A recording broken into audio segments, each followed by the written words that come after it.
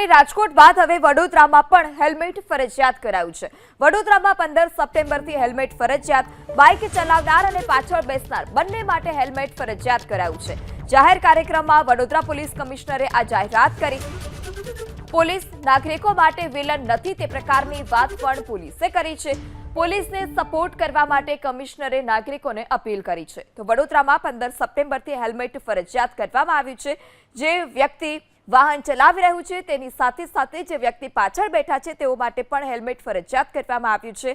જે માર્ગ અકસ્માત વધી રહ્યા છે અને જેમાં લોકો મોતને પણ ભેટી રહ્યા છે, ત્યારે આ આંક ઘટાડવા માટે હેલ્મેટ ફરજિયાત કરવા નિર્ણય કરાયો છે। 15 સપ્ટેમ્બરથી હેલ્મેટના નિયમને કડકાઈથી અમલ કરવા માંગે છે। તે પહેલા આપણે વડોદરા શહેરમાં કાર્યરત તમામ વ્હીકલ ડીલરો, મોટરસાઇકલ ડીલરો દર વખતે વાહન વેચે સાથે સાથે નિયમાનુસાર તમે બે હેલ્મેટ પણ ના આપો।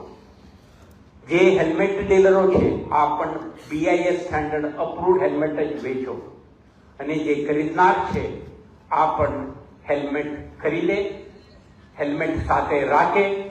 સ્કૂલ, કોલેજ, વર્કપ્લેસ કે માર્કેટ પ્લેસ કોઈ પણ જગ્યાએ મોટરસાઇકલ લઈને તમે રાસ્તા ઉપર ઉતરો, ભૂલ્યા વગર હેલ્મેટ પહેરીને જાઓ।